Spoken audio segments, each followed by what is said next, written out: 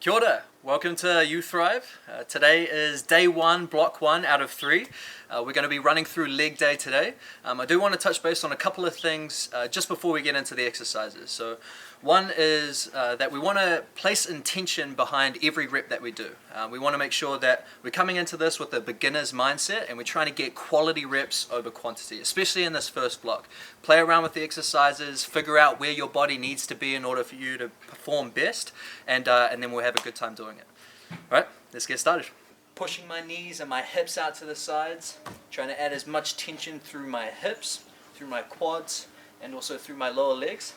Keeping a deep breath in, core tight, and then exhale. Hold that breath. Exhale.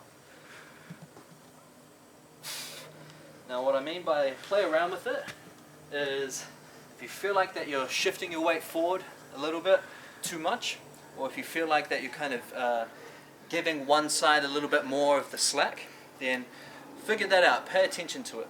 So just make those little adjustments along the way.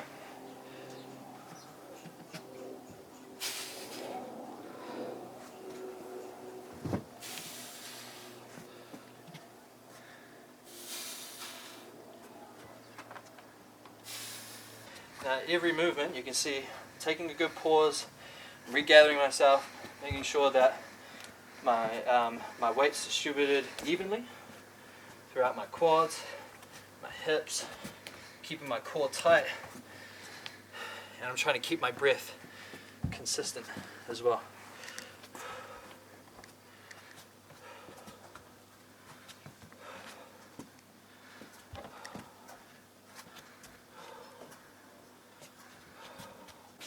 Okay, next one is a slick floor curl. So if you have like tiles or like a marble floor or whatever, probably best to use like a t-shirt or some other kind of material like this. For me, I got wooden floors, so I don't need that.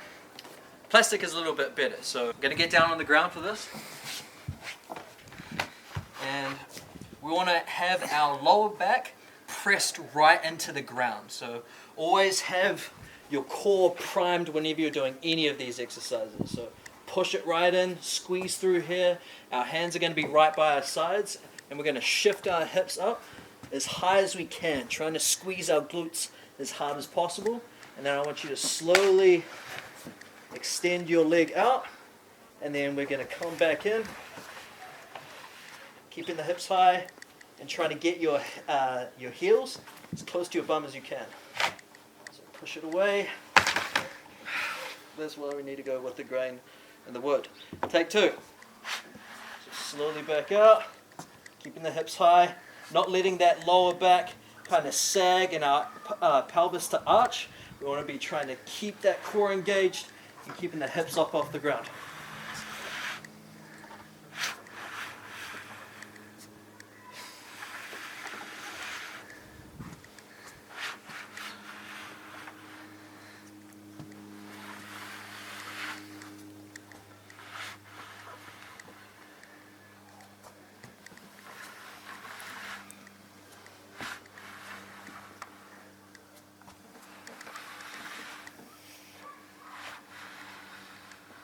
So these are devils and angels, so we're going to be face down on the ground for this one. Now the whole time, again, we want our core braced. So squeeze your butt, drive your lower back through the ground, and then we want to be trying to keep our thighs up off the ground by engaging our glutes. So with our upper body, hands out in the front, and we're going to be rotating them all the way down, kind of like making a snow angel in the air. So squeeze your glutes, squeeze your core, keep that nice and firm.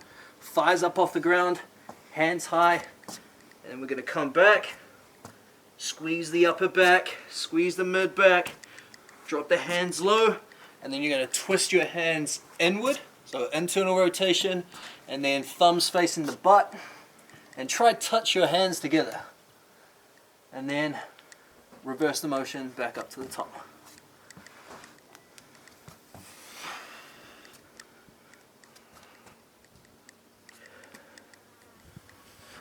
A key thing, we don't want to be shrugging up through our shoulders. We don't want to be trying to close up through our neck. We want to be keeping our neck nice and relaxed and our head resting against the ground.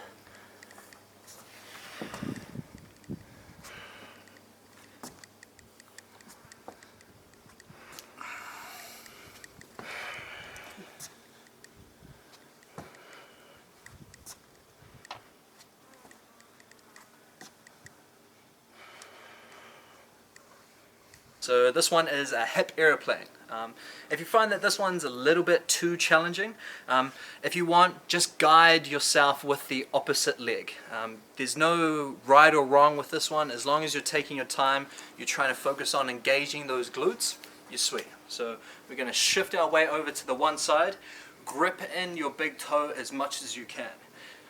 Really load up that glute and prime those muscles first before we actually start to rotate with our other leg. The key thing with this one is just balance, really, but take your time whenever you are trying to stabilize your body weight.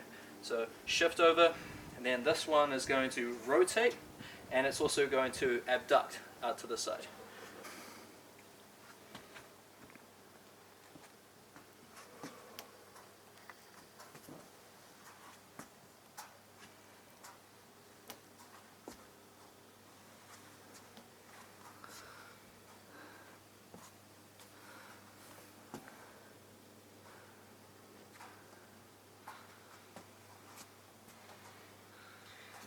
Now if this is a little bit too hard, you find that you're kind of stumbling or shaking a little bit too much, then just shift most of your body weight, like 80-90% over, and then as you come out, if you want, just kind of like tap and keep that leg low. So although we do want to be focusing on the control of this one, as long as this one is stable, that's fine with me. And then slowly work your way up to not actually using this leg to kind of stabilize and help out as much.